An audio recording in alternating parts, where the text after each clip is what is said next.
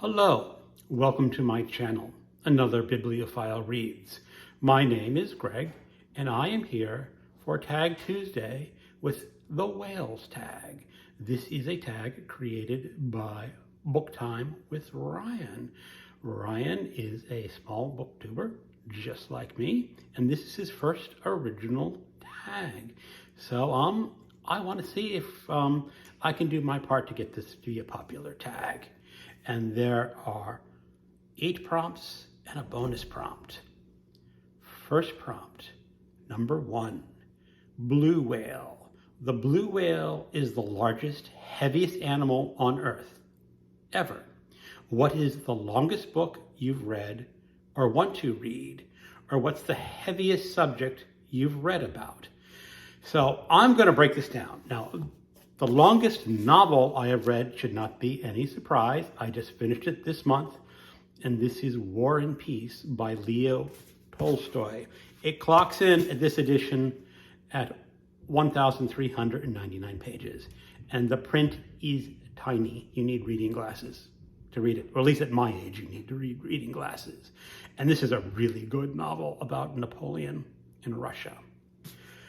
There are books that I've read with more pages than that.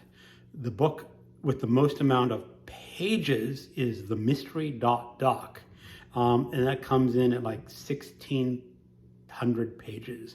But those pages are deceptive because they have pictures, and sometimes there's only 1 or 2 words on a page. So it's definitely a shorter novel than War and Peace, but it has more pages.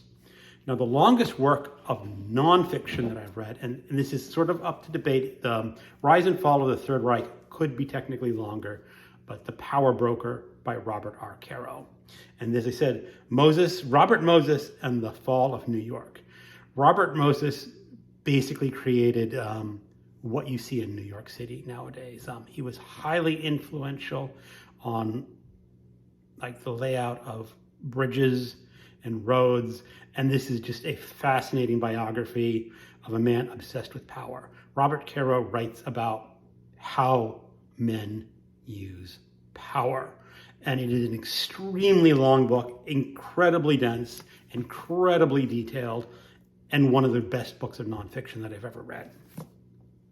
I'm also going to add the longest book that I want to read, and I have not read it all, and hold on for a second. This is William T. Vollmann's Rising Up, Rising Down. It is in 7 volumes, but it is really one enormously long work. And it is nonfiction about how violence can be justified or not justified. And I'd just be curious to see like his chapters on war. How can a leader justify war? How can that leader justify invading another country? That's 3,000 pages, and I'll get to it someday. Prompt number 2, sperm whale. Sperm whales routinely dive to a depth of 2,000 feet to feed on squid and can dive to a depth of 10,000 feet. What is a book that has motivated you to look deeper into a subject, character, situation, or series? Now, this book has made an appearance on my channel every now and then. This is The River of Doubt, Theodore Roosevelt's darkest journey. Now, this is a very focused biography on Theodore Roosevelt. After he lost his bid for a 3rd term for the presidency, under the Bull Moose Party, he was incredibly depressed, and he decided to explore an uncharted river on the Amazon. Now, it's really amazing to think of an ex-president going on an Amazon expedition down an uncharted river. No American president after Theodore Roosevelt would ever do that. I couldn't imagine anyone doing that today. Definitely not that fella from Mar-a-Lago or Obama or Bush. None of them would have the cojones to do that. But this got me interested in the life of Theodore Roosevelt. And I read a 3-volume biography of him afterwards. Now, I did not read this all right away. There's a big gap. Part of this question sort of implies that you're going on a binge and reading one thing and just going after it quite heavily. Now, I am not a binge reader or a binge watcher or anything like that, but it did get me very interested in Theodore Roosevelt. And I eventually read the 3-volume biography by Edmund Morris, and that started with the rise of Theodore Roosevelt. The second volume was Theodore Rex, and it ended with Colonel Roosevelt. Now, the most interesting book in that series was the first one. It's really rather curious that Roosevelt's life was much more interesting when he was not president than when he was president. But that led me down that road. Really, a great work of nonfiction. You'll just be floored with Theodore Roosevelt. And maybe you'll explore other Roosevelt biographies like I did. Prompt number 3, Humpback Whale. Humpback whales sing long, complex songs and have in common with other individual humpback whales. These songs can change uniformly or entire groups of whales. What is a book that has changed meaning for you over the years? Why did it change? Now, when I was a junior in college, I had one of those survey courses that you had to take, and one of the books I had to read was I Know Why the Caged Bird Sings by Maya Angelou. And at the time, I was a raw youth, and I did not think very highly of that book. And for many years, I would have considered that one of the worst books that I've ever read. Then comes my late 40s, and I was part of a book group, and that book group decided to read that book. And I almost passed over that month, but I did reread that book. And I learned that I was a raw youth and really rather ignorant raw youth. And I enjoyed that book much more than I did in my 40s than I did in my 20s. And what did I learn? I just learned that young people can be ignorant and need to expand their horizons, and you can look at people's lives in different ways when you're much older. So that's sort of what I learned. Now, I still would not rate that novel, or not a novel, it's an autobiography, as a great book, but I would rate it as a good book. Prompt number 4, orca. Orcas, or killer whales, are incredibly smart social whales, dolphins. What's a book you felt was especially smart, fiction or nonfiction, and made you really think? Jerusalem by Alan Moore. This is a beast of a book. It is 1,250 some odd pages long. And it is just filled with an immense mind, the immense mind of Alan Moore. This is a book that it's sort of fantasy, sort of philosophical examinations. It contains poetry. It contains a play. It contains an invented language. And I know Noah, at Everyone Who Reads It Must Converse, really loved this book, and I have to agree. I mean, it just, I cannot sum it up in just a few minutes. It contains the afterlife and a vision of how people would live there that's completely different from anything that I've ever read before, or completely different from any sort of religion. And it just, I wanted to discuss this with my wife when I was reading it, but she had absolutely no interest in it. And this was before BookTube, so I couldn't discuss it with anyone. And it would have been really great to think about this. Prompt number 5, narwhal. And no, I'm sorry. Prompt number 5 is a beluga. Belugas are nicknamed the canaries of the sea because of the sounds they make. What is a book you wanted to talk to others about after reading it, and why? Well, including Jerusalem, I'm going to add Valentine by Elizabeth Moore. And this is a historical novel set, was it about the 60s or the 80s? No, the 80s, I believe, in Texas. And it starts off with a housewife, and a young Mexican girl comes to her door, and she has just been raped by one of the white boys in the town. And there's a confrontation where the white boy comes trying to retrieve this Mexican girl. And the housewife basically is confronted with what to do, and she decides to protect the Mexican girl. And then when charges are brought against the boy, she is going to go to trial and testify against the white boy. And the townspeople really do not appreciate that.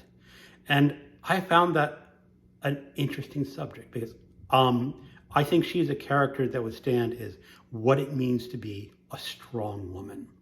Now, in another prompt, the Canterbury Tales prompt, there was a prompt about strong women. And a lot of people mentioned a lot of fantasy women who have swords and fight evil villains and wear hot leather pants as their example of strong women characters. And I'm going to say that this woman kicks butt over those because she is standing the high moral ground. And I think that is much braver than fantasy stories of women with swords and hot pants, although I don't mind women in hot pants. So, prompt number 6, narwhal. Male narwhals are known as unicorns of the sea, have 2 teeth, including one long spiraling tooth that can grow nearly 9 feet long. What's a book you heard great things about before reading, only to discover it was less magical after reading it? Okay, I'm gonna get hit with a lot of bad comments about this one. But Something Wicked This Way Comes by Ray Bradbury. Last October, I tried reading this book, and I just could not get into it.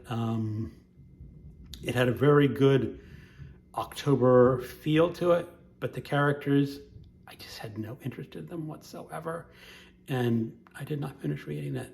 So I don't care for Something Wicked This Way Comes by Ray Bradbury. I hope I don't lose too many subscribers over that one. Number 7, bowhead whale. While it is evident bowhead whales live well beyond 100 years of age, there's evidence they may live to be 200 years old.